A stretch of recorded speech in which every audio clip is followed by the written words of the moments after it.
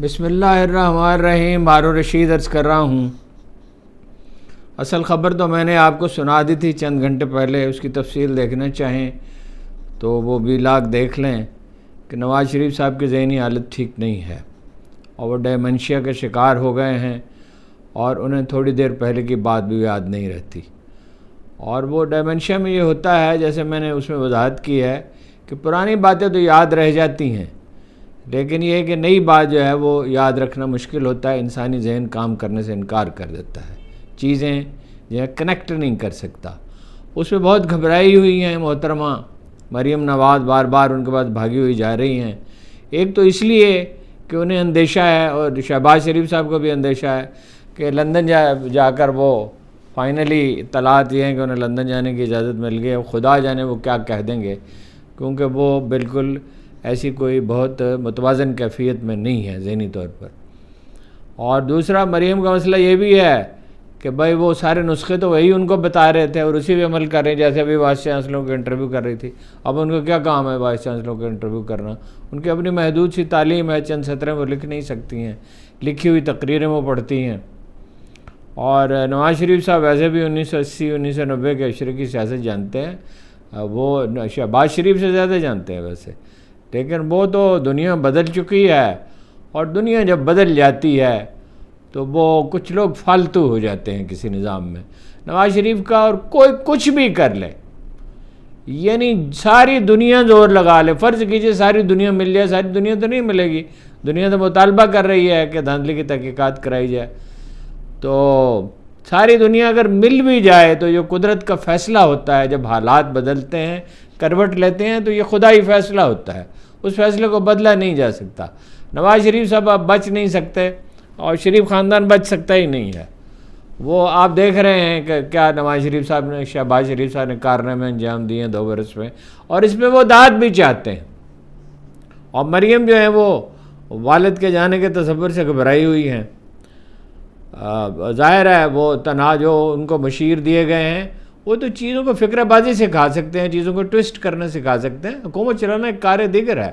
دیکھیے اس کی ایک مثال یہ ہے، چودھری خاندان کو بڑا نیک پاک نہیں ہے. 1989 میں سروے کیا تھا انہوں نے، گیلب نے، تو اسے پوچھا گیا تھا کرپٹ خاندان کون سا ہے. تینوں خاندانوں کا نام، چودھریوں کا اور زرداری خاندان کا، اس وقت بھٹو خاندان تھا، اور چودھریوں کا اور شریف خاندان کا، تو سب کے ووٹ اللہ کے فضل سے ایک برابر تھے. لیکن ایڈمنسٹریشن بہت بہتر تھی پرویز الہی کی. اب بھی مونس نے پیسے بنائے ہیں، ذمہ دار لوگ یہ کہتے ہیں، سنجیدگی سے الزام لگاتے ہیں. اس کی تو خیر تحقیقات ہونی چاہیے، اور تھوڑے سے نہیں بنائے.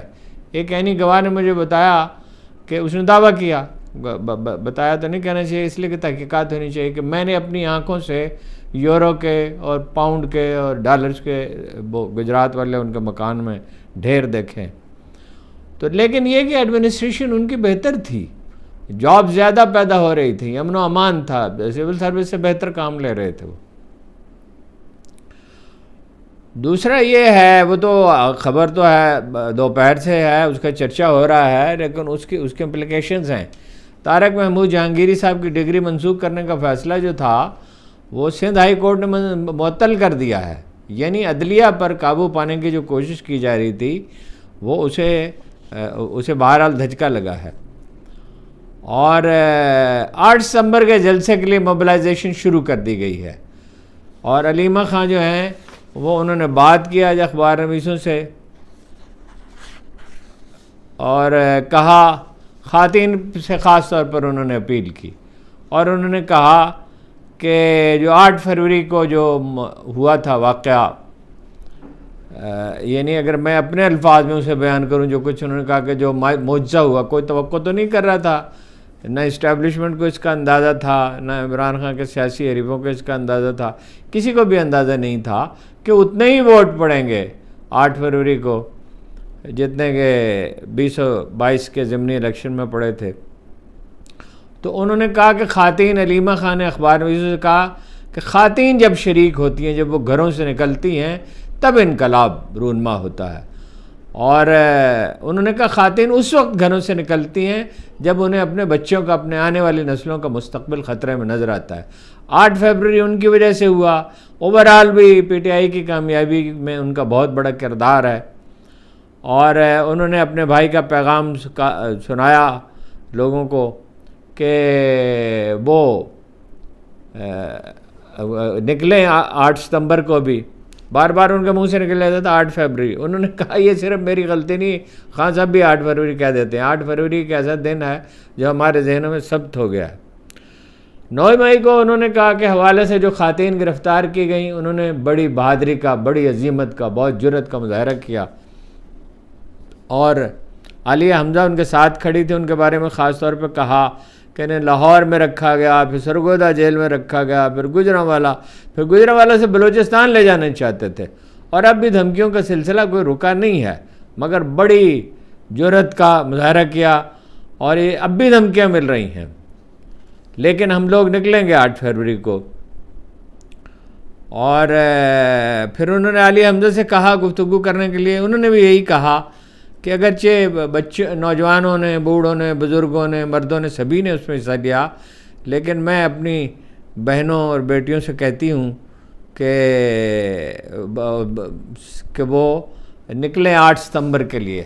میرا ذاتی خیال بھی یہ ہے، مجھے ایسا محسوس ہوتا ہے، میں کوئی دعوے سے تو نہیں کہہ سکتا کہ جلسہ ہونے دیا جائے گا سنگجانی میں، جو پہلی جگہ تجویز کی گئی تھی اس کے ترنول کے اس کے قریب ہی ہے، اور وہ خان صاحب نے کہا کہ کچھ بھی ہو جائے، ان اینی کیس، میرا نام لے کے بھی کوئی کہے کہ جلسہ منسوخ ہو گیا تو جلسہ بہرحال کرنا ہے۔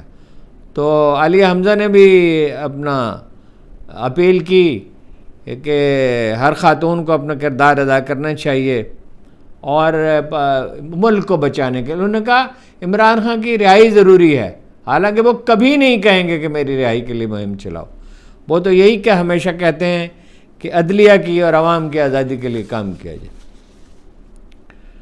سندھ ہائی کورٹ نے جسٹس طارق محمود جہانگیری کا، میں نے آپ سے عرض کیا کہ وہ سینڈیکیٹ کا فیصلہ جو ہے وہ معطل کر دیا ہے۔ ہاں جی، اپنا جنرل قمر جاوید باجوہ کے بھائی سے استعفیٰ لے لیا گیا، موصوف جعلی ڈگری پہ مدتوں سے اپنا کام کر رہے تھے پی آئی اے میں، اور علیمہ خان نے یہ مطالبہ بھی کیا کہ جنرل فیض حمید کا مقدمہ کھلی عدالت میں چلایا جائے تاکہ حقائق جو ہے بالکل آشکار ہوں۔ حکومت نے بلوچستان میں سول آرمڈ فورسز کو غیر معمولی اختیارات دے دیے۔ کل جماعتی کانفرنس کے لیے بتایا چکزئی صاحب نے کہ کمیٹی بنا دی گئی ہے، امید ہے کہ یہ کل جماعتی کانفرنس اگر ہوتی ہے تو اس کا ایک امپیکٹ ہوگا۔ دیکھیے، طارق محمود جہانگیری صاحب جو ہیں ان سے ظاہر ہے بہت شاکی تھی حکومت، اور جامعہ کراچی کی انفیئر مینز کمیٹی جو ہے اس نے چند روز قبل یہ فیصلہ دیا تھا، اور سینڈیکیٹ کے ایک ممبر ڈاکٹر رفیق صاحب کو اس کے لیے اغوا بھی کیا گیا، اور اس وقت تک انہیں رہا نہیں کیا گیا جب سینڈیکیٹ نے فیصلہ نہیں کر دیا، اور عدالت کے فیصلے سے یہ تاثر ملتا ہے کہ سینڈیکیٹ نے انڈر پریشر فیصلہ کیا۔ اور ڈاکٹر ریاض صاحب نے بڑی جرأت دکھائی، رہائی کے بعد انہوں نے میڈیا سے بات کی، اب پورا قصہ بیان کیا، اور جس کے بعد سوشل میڈیا پہ جیسے کہ یہ کرائے کے لوگ ہیں انہوں نے ان کے کردار کشی کرنے کی بھی کوشش کی کہ ان کے خاندان میں یہ معاملہ، آپ کو ان کے خاندان کے معاملہ سے کیا لینا تھا؟ ایک موقف ہے جو انہوں نے بیان کیا، ایک واقعہ ہے جو رونما ہوا ہے، اس پہ بات کریں۔ اور سرکاری منصوبہ یہ تھا کہ آئین میں ترمیم کر کے عرصہ بڑھا دیا جائے، ایک تو یہ مسئلہ تھا، لیکن اس سے پہلے بھی مسائل تھے نا، یہ بھی کہ دوبارہ عدلیہ پہ کنٹرول کے لیے دوبارہ گنتی سے نون لیگ کی سیٹیں پنجاب میں بڑھا دی جائیں، اور مولانا فضل الرحمان کی تائید حاصل کرنے کی بھی اس کے لیے کوشش کی گئی، مگر ان کی تو تقریر سے اندازہ ہوا ہے کہ وہ اس پر آمادہ نہیں ہے۔ بڑا مسئلہ یہ ہے ان کا، ایک تو یہ خط لکھا جو 6 ججوں نے، اس میں وہ شامل تھے، پھر یہ ہے کہ 3 سیٹیں جو ہیں قومی اسمبلی کی اسلام آباد کی، اس پہ وہ سماعت کر رہے تھے، اور انہوں نے بڑا واضح اس میں موقف اختیار کیا تھا کہ فارم 45 لے کے آئیں، 47 لے کے آئیں، ریٹرننگ افسر بھی آئیں، اور یہ بھی کہا کہ جو آدمی غلط بیانی کرے گا وہ جیل جائے گا۔ اس پہ 29 جولائی کو یہ اپنا ایک ڈاک جج مقرر کر دیا گیا اسی دوران، اور 29 جولائی کو الیکشن کمیشن نے، اور 29 جولائی کو ایک فیصلہ کیا اسلام آباد ہائی کورٹ کے چیف جسٹس صاحب نے، مگر ابھی تک وہ فیصلہ سنایا نہیں ہے. ہاں جی، اگست گزر گیا پورا، فیصلہ نہیں سنایا. تو اسلام آباد ہائی کورٹ میں بھی اس پر توہین عدالت کی کارروائی ہو رہی ہے، سماعت اس کی ملتوی ہے. افسوسناک بات یہ ہے کہ وکلاء انجمنوں نے کچھ نہیں کیا. وکلاء تو ایسے ٹھس نکلے اس معاملے میں کہ جس کی کوئی حد ہی نہیں ہے. جب جسٹس فائز عیسیٰ کے خلاف کارروائی ہو رہی تھی تو کیسا اپنا انہوں نے یعنی شور و غوغہ کیا تھا. حالانکہ وہ اعتراضات اب بھی ان پہ باقی ہیں. یہ ٹھیک ہے کہ ان کے حق میں فیصلہ آ گیا، اور جو فیصلہ آ گیا عدالت کا تو ماننا چاہیے اس کو، لیکن یہ کہ وہ اعتراضات تو اب بھی باقی ہیں کہ وہ جائیداد کہاں سے آئی. جیسے بابر ستار کے خلاف بھی آپ کو پتہ ہے کہ بڑی مہم چلائی گئی تھی. آج محمود رشید صاحب دہشت گردی عدالت میں پیش کیے گئے، اور انہوں نے ایک نکتہ اٹھایا کہ ہم نے تو کچھ کیا ہی نہیں، ہم معافی کس چیز کی مانگیں. اور یہ کہا کہ رانا ثناء اللہ پر ایک پرچہ تھا، ہم پر سینکڑوں مقدمات درج ہیں، مگر ان مقدمات میں کوئی عدالتی کارروائی ہوتی ہی نہیں، بات آگے بڑھتی ہی نہیں ہے. ہر چند ماہ کے بعد جج کا تبادلہ ہو جاتا ہے، پھر دوسرا جج آتا ہے، پھر نئے سرے سے کارروائی ہوتی ہے. خواتین کے ساتھ بھی آپ نے دیکھا کیا ہوتا رہا. اور یہ کارروائی کرتے ہوئے حکومت یہ سمجھتی ہے کہ کوئی استحکام آ جائے گا. چینیوں نے کہا علیہ اعلان، ان کے وزیر خارجہ یہاں آ کر کہہ کر گئے. استحکام ویسے تو دنیا کا ہر آدمی جانتا ہے، اور چینیوں کا یہ مزاج نہیں ہے استحکام کے بغیر. کہاں گئے وہ $100 بلین؟ کبھی $100 بلین کہتے تھے، کبھی $50 بلین، 25 بلین چین سے آئیں گے، سعودی عرب سے آئیں گے، امارات سے آئیں گے. وہ تو ادھار پہ تیل دینے کے لیے بھی تیار نہیں ہیں، اور ری شیڈول بھی نہیں کر رہے قرضے. اور IMF ڈٹا ہوا ہے کہ پہلے ان سے آپ اپنا، نوبت یہاں تک پہنچی ہے کہ اسٹینڈرڈ چارٹرڈ بینک سے $1 بلین کا قرضہ مانگا ہے. تو علیمہ خان نے وہ مقدمے کے بارے میں کہا کہ کھلی عدالت میں چلنا چاہیے فیض حمید کا. ہم بھی تو دیکھیں کہ ہمارے بھائی پر کون سا نیا کیس بنانا ہے. عمران خان پہ آپ کو پتہ ہے 200 سے زیادہ مقدمات ہیں، 48 رہ گئے ہیں جو پنجاب پولیس نے کی رپورٹ ہے اس کے مطابق. پاکستان کی تاریخ میں کوئی مثال نہیں ہے، سیاستدان تو رہے الگ، کسی بڑے سے بڑے مجرم پر، کسی مافیا پر بھی اتنے زیادہ مقدمات بنائے گئے ہوں. اس کے باوجود تحریک انصاف کی مقبولیت میں کوئی کمی تو نہیں آئی. افسوس کہ لوگ سبق نہیں سیکھتے، عبرت حاصل نہیں کرتے. اضافہ ہوا ہے، حریفوں کے سارے اندازے غلط نکلے. ان کا ایک اندازہ یہ تھا کہ عمران خان ایسی جیل نہیں کاٹ سکیں گے اتنا عرصہ، اور انہوں نے اس طرح جیل کاٹی ہے کہ کسی سیاستدان نے جیل میں اس جرأت کا اور اس مستقل مزاجی کا اور اس ہمت کا مظاہرہ نہیں کیا. دانتوں تک پسینہ آ گیا. PTI کے کارکنوں نے بھی مزاحمت کی، باوجود اس کے کہ بہت سختی کی گئی. گھروں میں گھس گئے، بھائی خواتین تک کو معاف نہیں کیا. اس کے باوجود عائشہ بھٹا سیکرٹری اطلاعات ہیں PTI کی، انہوں نے بتایا ہے کہ 9 مئی کو دہشت گردی کا مقدمہ ایک ایسے شخص پر بھی قائم کیا گیا جو پیدائشی طور پر دونوں ہاتھوں سے محروم تھا. اور مقدمہ کیا ہے کہ اس نے پولیس پر ڈنڈے برسائے. عمران خان پہ جو 48 مقدمات اب بھی درج ہیں، ان میں 7 شیخوپورہ میں ہیں، گجرانوالہ میں 1 ہے، راولپنڈی میں 13 ہے، فیصل آباد میں 5 ہیں، سرگودا اور میاں والی میں ایک مقدمہ ہے. باقی مقدمات دوسرے صوبوں میں ہیں. اور اسی رپورٹ کے مطابق عمران خان کے خلاف FIA میں 1 اور اینٹی کرپشن میں 2 انکوائریاں زیر التوا ہیں. اور ظاہر 190 ملین پاؤنڈ کا کیس بھی ہے اوتوشہ خانہ کا بھی. جنرل قمر جاوید باجوہ کے بھائی صاحب جو ہیں وہ اسٹیشن مینیجر تھے PI کے برمنگھم میں. اور پی آئی اے کے ترجمان کا کہنا ہے کہ ان کی ڈگری جعلی ثابت ہوئی ہے. جعلی ثابت کیا ہوئی ہے؟ جعلی تھی، اور یہ پہلے بھی اس کی تحقیقات ہو سکتی تھی، کوئی ایسی چیزیں چھپی تو نہیں رہتی. تو اقبال جاوید صاحب جو ہیں ان کو 30 جولائی کو اظہار وجوہ کا نوٹس دیا گیا، پھر انہوں نے استعفیٰ دے دیا، اور انہوں نے بہتر تنخواہ کے لیے برطانیہ کی شہریت بھی حاصل کی اور غیر ملکی شہری کی حیثیت سے کام کرتے رہے. ہما خانہ آفتاب است. فوج کو اور سول آرمڈ فورسز کو خصوصی اختیارات بلوچستان میں دے دیے گئے ہیں جناب، کہ دہشت گردی سے متعلق کسی بھی مشکوک شخص کو قبل از وقت حراست میں لے سکتے ہیں. کابینہ نے اس سلسلے میں دہشت گردی ایکٹ میں ترمیم کی منظوری دے دی ہے. D G I S P R کی پریس کانفرنس ہے لیفٹیننٹ جنرل شریف صاحب کی. انہوں نے کہا کہ فوج کسی جماعت کی مخالف ہے اور نہ اس کا کوئی سیاسی ایجنڈا ہے. فرمایا کہ جنرل فیض حمید نے آرمی ایکٹ کی خلاف ورزیاں کیں، اس لیے ان کا کورٹ مارشل کی کارروائی شروع ہوئی. کہا کہ ریٹائرمنٹ کے بعد بھی آرمی ایکٹ کی خلاف ورزی کے واضح ثبوت اور شواہد ان کے خلاف پائے گئے. فوج میں کوئی شخص ذاتی مفاد کے لیے کسی سیاسی ایجنڈے کو پروان چڑھاتا ہے تو فوج کا احتسابی نظام فوراً حرکت میں آ جاتا ہے.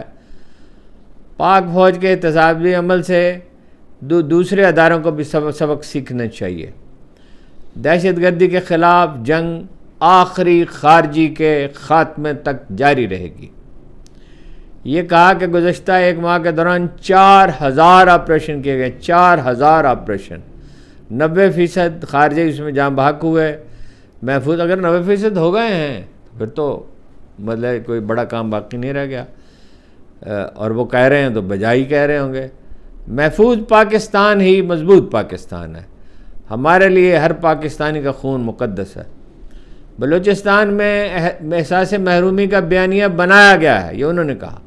در حقیقت بلوچستان کو فوقیت دی گئی ہے. احساس محرومی اور نمائندگی نہ دینے کے بیانیے کے پیچھے بیرونی سوچ اور حکمت عملی کار فرما ہے. ان سے پوچھا گیا کہ جنرل فیض حمید کو D G I S P R بنانے والے جنرل باجوہ کے بارے میں آپ کیا کہیں گے؟ انہوں نے کہا آئی ایس پی آر کا باس یعنی اس کا افسر اعلیٰ وزیر اعظم ہوتا ہے. ان کا تو آپ نے نام نہیں لیا، انہوں نے اخبار میں اس سے کہا. انہوں نے کہا فیض حمید پر یہ الزام بھی ہے کہ ذاتی مقاصد کے لیے مخصوص سیاسی عناصر کے ایما پر انہوں نے آئینی حدود سے تجاوز کیا. اگر کوئی شخص ذاتی مفاد کے لیے کوئی غیر قانونی کام کرتا ہے تو اس کے خلاف کارروائی ہوگی، لیکن بغیر ثبوت اور شواہد کے نہیں.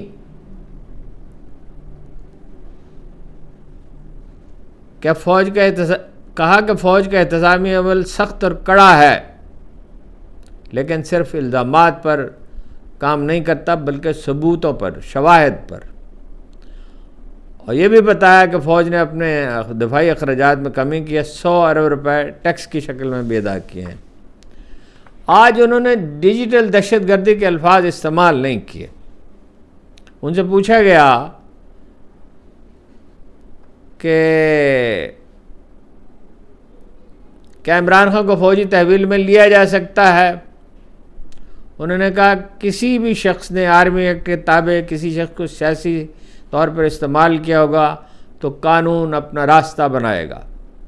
جو بھی شخص ملوث ہوگا وہ قانون کی گرفت سے بچ نہیں سکے گا، خواہ اس کا کوئی بھی عہدہ یا حیثیت ہو.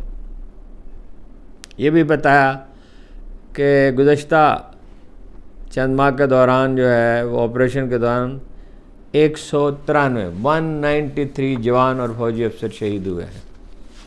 محمود اچکزئی صاحب زیادہ متحرک ہو گئے ہیں. انہوں نے کہا کہ کل جماعتی کانفرنس کے لیے ہم نے ایک کمیٹی بنا دی ہے، تمام پارٹیوں سے مشورہ کریں گے، اور انہوں نے کہا کہ آنے والے دنوں میں اچھی خبر آپ کو سننے میں ملے گی. کل انہوں نے کہا تھا ہم نے فیصلہ کر لیا کہ اس حکومت کو بہرحال گھر بھیجنا ہے. اس نقطے پر غور کر رہے ہیں کہ حکومت کو ایک مقررہ تاریخ دے دی جائے، یعنی اس کو انتباہ کر دیا جائے کہ اگر اس تاریخ تک قیدیوں کو رہا نہ کیا گیا تھا پورا ملک بند کر دیں گے، ہر ضلع میں تحریک چلائیں گے۔ حکومت کی کوشش ہے، میں نے پہلے بھی آپ سے عرض کیا کہ منصور علی شاہ کو چیف جسٹس بننے سے روکا جائے، مگر مولانا فضل الرحمان کے بیانات سے یہ لگتا ہے کہ وہ اس مقصد کے لیے آئینی ترمیم کی حمایت نہیں کریں گے۔